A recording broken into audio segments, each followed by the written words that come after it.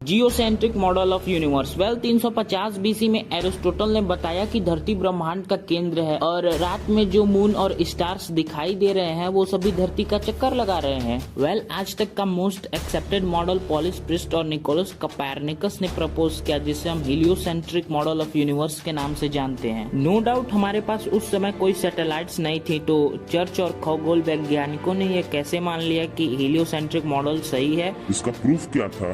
Polish priest और Nicolaus कोपेरनिकस को पता था कि कोई भी इनके हीलियोसेंट्रिक मॉडल पर बिलीव नहीं करेगा, क्योंकि सन 1514 में चर्च का सिक्का चलता था और लोग चर्च की बातों में ही बिलीव करते थे, और जो चर्च की बातों में विश्वास नहीं करता था उन्हें या फांसी या फिर जेल में डाल दिया जाता था। इसलिए पॉलिस प्रिस्ट और निकोलस कोपेरनिकस ने धीरे धीरे लोगों को यह बताना शुरू किया कि धरती ब्रह्मांड का केंद्र नहीं है, बल्कि धरती भी सूर्य का चक्कर लगाती है।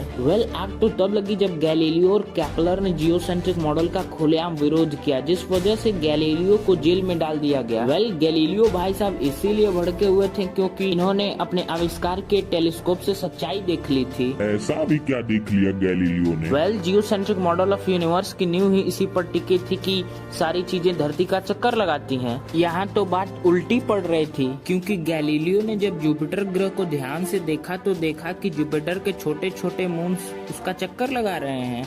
ये बड़ा शॉकिंग था, क्योंकि अब तक हम ये जान रहे थे कि सभी चीजें धरती का चक्कर लगाती हैं, जिस वजह से गैलीलियो को एहसास हो गया कि धरती ब्रह्मांड का केंद्र नहीं है, बल्कि धरती भी सूर्य का चक्कर लगाती है। Thanks for watching. Meet you in the next episode.